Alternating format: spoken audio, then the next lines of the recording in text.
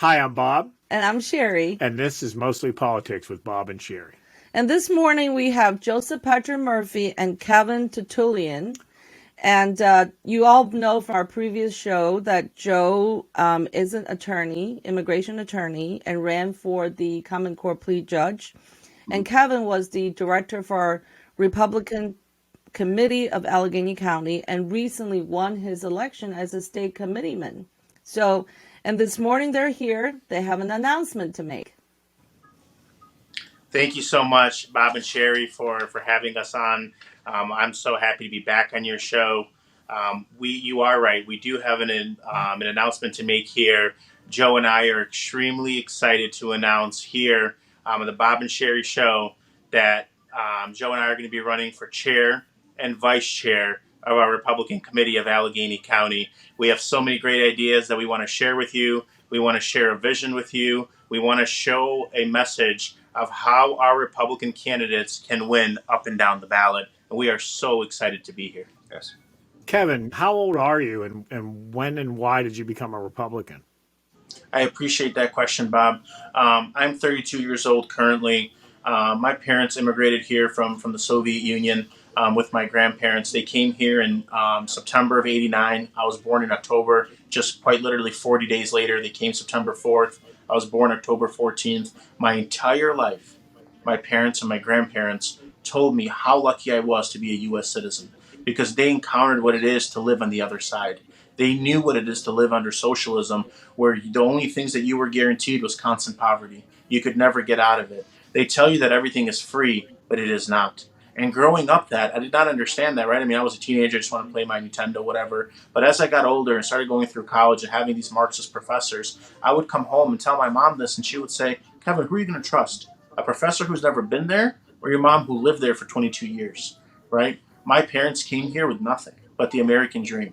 They worked really hard. They built themselves a career. They raised 3 children. And I am here because I am so passionate. Guys, we are losing this country. This country is in the midst of a culture war. This country is in the midst of there. We are trending towards a socialist regime. Best case scenario, in the next 20 or 30 years, we end up like Canada or Western Europe. Worse than that, we end up as a total socialist country. If we do not stand up, if our grassroots do not get involved, if we do not energize them, if we do not give them a reason to show up and get involved, we will lose this country. And as President Ronald Reagan said, if we ever do, it's going to be within. And unfortunately, we're coming to this point, and it's coming sooner than later. What led you to this decision? Yes, what led us to this decision here was we got so much feedback from the grassroots that they want to be heard. We understand that the best type of management in any type of organization is from bottom up. We want to hear from our grassroots. We want to hear from the people who are knocking doors, making phone calls, and we want to energize them. We want to build our committee. We have a potential of having over 2,600 precinct committee people that can go door to door and make phone calls. We want to re-energize this party. We want to bring younger people in. We want to bring and start diverse coalitions of Hispanics and African Americans and young voters and women and grow this Republican Party. As I've said on your show before, Allegheny County has more registered Republicans than any county in Pennsylvania, over 262,000 of them. If we grow this party and energize our grassroots, the base, the heart of our party, we can again win elections statewide in Pennsylvania. And I think to Kevin's point, it's to the average person on the street, it's inaccessible. When you talk to rank and file Republicans, they don't know where the party headquarters is. They don't know that there are committees even. I mean, they're just literally cut out of it. They're connected to the Republican Party much more by their television than they are by other Republicans. We've got to have outreach. We've got to be accessible, and we've got to be engaging. We've got to get to these people. They're out there. I knock doors all over Allegheny County, and they want to talk to you. You just got to be accessible and do that. Since 2020, the Republican Party in Allegheny County seemed fractured a bit. And after an ugly primary, it seemed to have gotten worse. What are your plans to unite everyone in your party? And that's a natural process, Sherry, with your question there. Both parties have primaries. After 2016, many people thought the Republican Party was fractured because there's that many people running for president. Once candidate Trump won that nomination, everybody unified around him to get him across the finish line over Hillary Clinton in 2016. We're in the same place. People have always said, and I understand their frustration, they said, Kevin, we had 9 candidates running for governor. What was going on? Why was there so many candidates? And the reason for that is, guys, we had the winning message. Republicans knew that we can win this year. That's why there are so many people who ran and exemplified our messaging, right? We are united. I've talked to people after the primary. We are behind Doug Mastriano and Carrie Lewis Del Rosso for governor and lieutenant governor. We are behind Dr. Oz for the U.S. Senate. We are behind Jeremy Schaefer for U.S. Congress. And we are behind all of our state reps and state senators who are running that we're going to send to Harrisburg to work with the governor and lieutenant governor. I cannot specify enough that we as a party here, the grassroots, are united. We are ready to win, and we will send Republicans to Harrisburg and Washington, D.C. come November 8th. So you talk about motivating, energizing Republicans in the largest county of Republicans in the state. Do you think part of the issue, I hear all the time from Republicans, well, I'm in a very blue area, so they sort of have a defeatist attitude. They don't think that, their votes matter and count, so they sort of check out.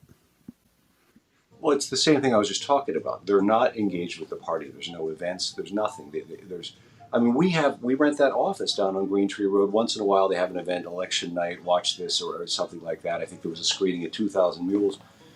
This is not the sort of stuff that gets the average guy to go out and go to things. This is something, it's the echo chamber. It's the events for the faithful, by the faithful. And I'm not saying that the people we'd be bringing in are unfaithful. I think they just don't know how to be faithful. When you look at what our competition does, the other party, they'll have events, support justice, support the environment, things of this nature where it's, so to speak, an easier way to do it. It's a fun way to do it. Pizza nights and stuff like that are great, but we're all so overloaded with events, online podcasts.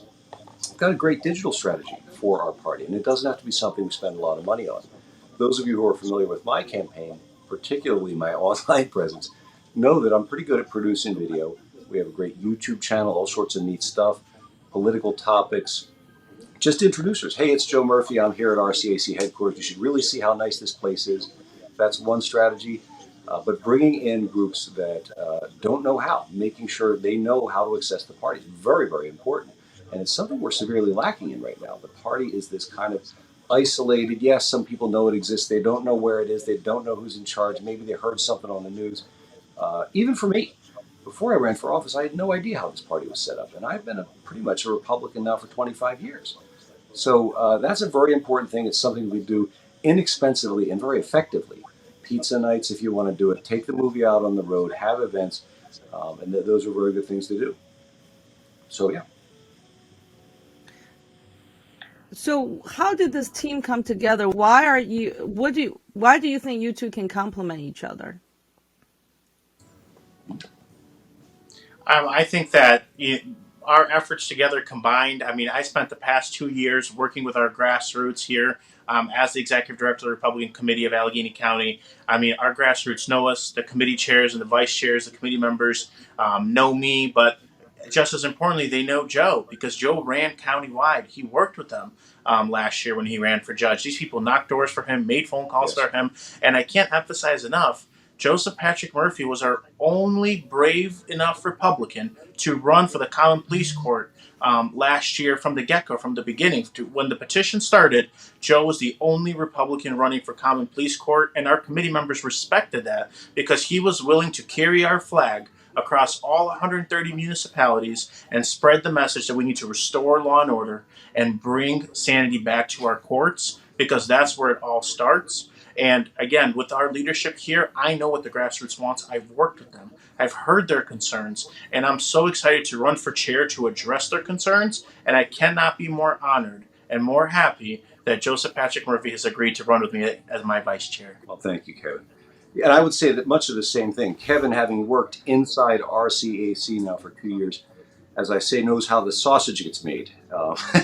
And I really did have a great and fun time in a campaign. I got to meet lots and lots of people. We're known quantities. You know who we are. You know what we stand for. You know what our voices sound like. You know what we look like. And you know how we reason.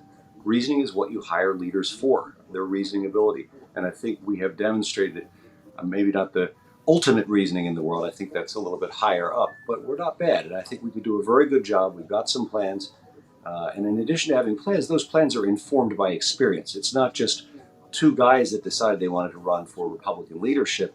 These are two people that worked, knew the great strengths and great frustrations of campaigning and where weaknesses and strengths in the party were. And I'd like to think that we'd be able to emphasize the strengths and work on those weaknesses. And the one that we're talking about is the grassroots. There's so many people out there that want to help that just don't even know how to.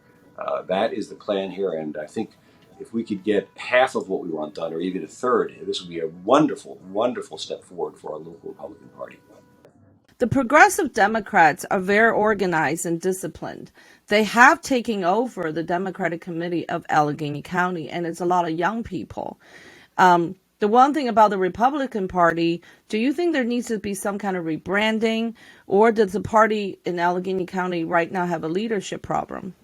Yeah, absolutely. And I mean, I think Joe can input to that too, because he ran last year in that. But absolutely, you know, the socialists here are taking over the Democrat Party. It's not only happening in Allegheny County; it's happening statewide in Pennsylvania. It's happening countrywide, where these socialist progressives, the Bernie Sanders, the AOCs. I mean, you saw it here in the primary. You had Summer Lee beat Steve Irwin, right? I mean, that was the classic race right there, where it was somebody who was, you know, campaigning with Bernie Sanders and supported by AOC in the squad, compared to your very moderate, you know, kind of just, you know, there, Steve Irwin, right, who was an attorney, and Summer Lee won. And that is what's happening, right? We are told so by so many people in the Republican Party that, you know, the grassroots are too energized, or some are too crazy or something. That's just not true, right? Because the left embraces everybody and allows them to do that. We have to do the same thing. We have to get organized, and organized on so many different levels, guys, that it comes down from election strategy. We have to, while it is a law today, we have to embrace mail-in ballot voting.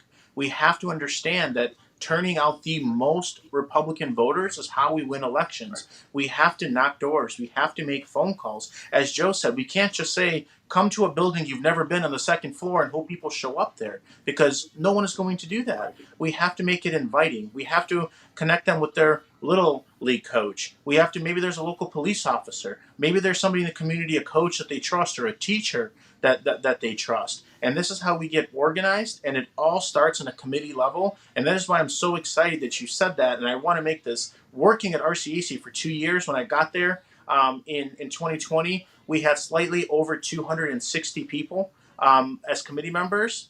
We have now almost doubled. We are about 470 committee members. In the past 2 years, I, working with so many grassroots leaders, were able to double the amount of committees. So if we had one person, for every one, we have two people working now, making these calls, working. And that is how we're going to do, and that is how we're going to get organized. And this starts our original premise of why me and Joe are running. The more committee members we can get involved, the more bottom-up strategy that we incorporate, and the more grassroots enthusiasm we have, means we grow our base, we turn out our base, and ultimately, which this is, we elect Republicans to office. This week we interviewed Doug Austin, and he talked about Sam DeMarco, the current committee chair, how he wasn't engaged in things. And at one point he said the director is very engaged with the committee members, the committee chairs, and working. Was he talking about you? I would hope so. I mean, we would have to ask Doug what he meant by that. I'm not here necessarily to, you know, speak on behalf of Doug. I would hope that he meant that, because I did work with our chairs and vice chairs continuously. If you make calls to them, they're going to say that Kevin has worked with us and helped us. You know, and here, Bob and Sherry, I'm not here to talk about the past administration or anybody else that's running in this race. I'm here solely to focus on Kevin and Joe and what we bring to the table. We have the ideas, we have the leadership, we have the qualities, and most important, all of our committee members, I challenge you, if you call the committee members, ask them, do you know who Kevin Tatulyan is? Or do you know who Joseph Patrick Murphy is? And the answer is yes, because we are tested, we are proven, we have worked for them, we have delivered before, and by surely we will deliver once again. Yes.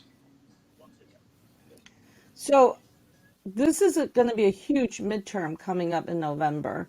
Um, and it's a big fight ahead of a lot of these candidates, that won the primary. Mr. Sam DeMarco is a long-term local politician and deeply rooted with name recognition. And what do you say to the candidates that's going to be running in November that Joseph, Patrick, Kevin, and Joe are going to help them to cross the finish line versus someone that's been in politics for a long time? Well, I think I'll just say I don't know what Kevin's thought on this is. Maybe we didn't even really agree on it. We don't want to. We're not going to be throwing people under the bus. We don't want to be saying, "Oh, this person did a horrible job," or "We're so much." We're going to talk about what we're going to do. Again, I don't want to be throwing anybody under the bus, but I know what the party did for me, what the party did not do for me, and things that the local party could have obviously, easily, and cheaply done for me, but did not. As Kevin said, I was in the judicial race. I don't think you have many Republican candidates ever. I think a lot of people were surprised. I was in a situation where a lot of the Democrat machinery didn't even know what to do about me. Okay, the party could have, and I believe, done things for me very easily. For example, very early, they could have said, "Hey, we have this candidate." The committee chairs could have called me and said, "Joe, would you come out here?" I did not have, no one gave me a list of the names of the committees and phone numbers until a week before the primary. I didn't know the names of committee chairs. This is outrageous. And I'm not suggesting it's their job to run my campaign or anything. But if you have, particularly if you have a candidate willing to do this, there was no money from the party. I might add at a time when the local party was spending county Republican Party money to buy thousands of yard signs for a city candidate, Tony Moreno, and put signs for a city candidate up all around the county. While they were doing it, and they overpaid for them, while they were overpaying for signs in places for that candidate that couldn't possibly get votes there, they provided me with none. In fact, at one point I went down to county headquarters and my stuff was put in a little supply closet.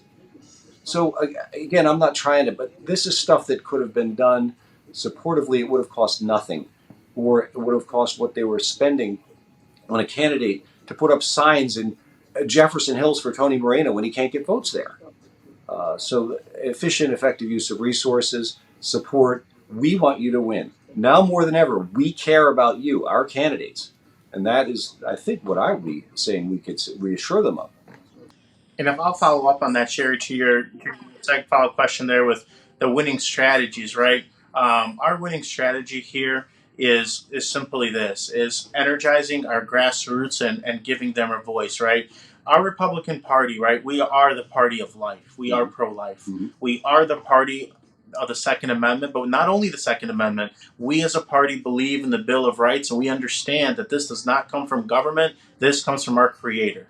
We are the party that believes that. We are the party that has always believed in personal responsibility. And we have built a party based on those factors for many, many, many years. But now the party is evolving and we're bringing in new people. Guys, we're talking about medical freedom. We are now at a point of where the government is trying to dictate what you put in your own body, whether it's right or wrong. We are now fighting big tech. We are trying to hold big tech accountable. They have powers that have never seen before. If they disagree with you, they can censor you, delete you, which is a direct, and I'm not an attorney, which Joe is, but I see that as a huge violation of the First Amendment.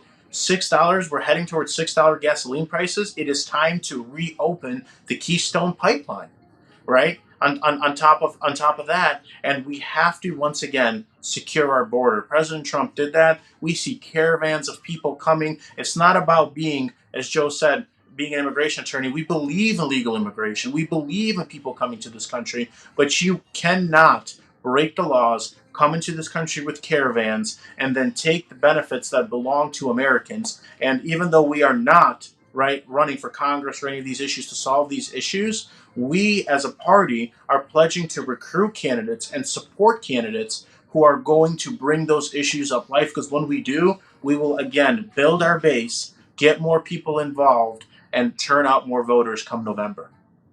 And I think I think we're pro-life candidates here. You guys can count on us for support in that regard. So when is the election, and how can the committee men and women right now reach out to the both of you and just maybe have a private conversation? And do you need petitions signed at this point? But we do. We have to get signatures. Ken, what's the exact date of the election? July 9th? Yeah, it's on Saturday, July 9th. Registration is going to start at 7:30 in the morning. It's going to be at the Pittsburgh Marriot there. We are encouraging, just to make sure everybody understands, this is elections only for committee members. So you had to run and get elected at this previous election. That's the only people who can vote. County committee men and women. County committee men and women and chairs and vice chairs of those committees, the only people who can participate. Again, Saturday, July 9th. Registration starts at 7:30 in the morning. And again, the really good thing about me and Joe is we're totally accessible. I'll put my cell phone number here. I know all my committee members have it, but my cell phone number is 248-860-1906. My email is my last name, tatulyank@gmail.com. I have people reaching out to me all throughout the day and night. Take 20 to 30 calls a day, always answer them. People have always said that. They said, Kevin, do you live by your phone? You're always answering this phone. And I said, yes, because if you're calling me, you need something, I will be there. I will answer your phone call. And I'm gladly to say that one of the reasons I asked Joe to run with me, he's the same way. Yes. Anytime I've called Joe, he's picked up. When the grassroots have called, he's picked up, and he's been able to answer their questions. And I'm sure Joe will give his contact information as well. Absolutely. Joseph Patrick Murphy, 412-973-3442. I encourage you guys to look at my Friends of Joseph Patrick Murphy Facebook and YouTube. There's all kind of neat videos. In particular, I want you to look at a video on the Friends of Joseph Patrick Murphy YouTube channel. It's called Ballots and Bikinis. It's my thoughts on mail-in voting. But I am very accessible. I'm always available. 412-973-3442. Cell, text, WhatsApp, Viber, all the apps. I have them all. They're all the same number. And I mean, they keep coming in even while I'm talking to you. We get a lot of people calling us right now. But yes, that sort of accessibility is exactly what we're talking about. We're living in a modern age. People, text messages, little apps, things like this, those are really great communication tools. And if you're back and forth, that's really just wonderful. It makes people feel supported. You're reaching out and they're getting a response. Just being available by text messages, something our party is failing at because everybody uses text now. Nobody wants to call, nobody wants to write an email. It's text. Hey, what's going on? We should have a text server. President Trump had one. We get texts from him all the time. Breaking, President Trump does this. And you don't want to overload people, but updates, the elections tomorrow, don't forget, this sort of stuff. Your polling place is this. That could all be done. They can be getting texts on Election Day. Good morning, David. This is Republican headquarters. And today's Election Day. Your polling place is blank, and it closes at blank. Why is that not happening? This is the sort of stuff we're talking about. Maybe it's just a modernization. I don't know. But that certainly is one of the parts of the outreach. Anyway, it's Joseph Patrick Murphy, 412-973-3442. Don't hesitate to call. I always pick up. Thank you so much for coming on, and best wishes. Bob, do you have anything to add? Is there anything you'd like to say that we haven't asked you? Or There will be communication coming out from me and Joe here about our platform, what we're running on. We're going to be sending a letter here to all of our committee members, to grassroots, and we're going to be asking for their support. I want to also emphasize this. We have a lot of support from the grassroots, but we are not taking anything for granted. I, by no stretch of the imagination, am expecting anybody to vote for me. I am not. All my respect is earned. My trust is earned. I've earned it before. Joe has earned it before.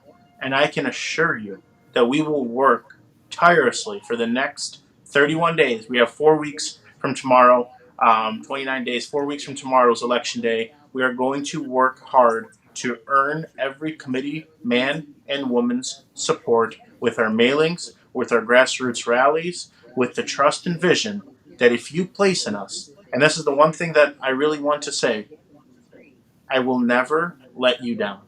If you give me your vote on Saturday, July 9th, I will work tirelessly for your voice, to make sure you are represented, and to make sure that our Republican Party grows and fulfills all of our wishes and desires. Bob and Sherry, thank you so much for having us on. You both are great patriots, Yes. and what you are doing with this show to give people locally here a voice is just amazing, and we truly appreciate you having us on today. Thank you so much. Thank you. Thanks, All right. guys. Thank you.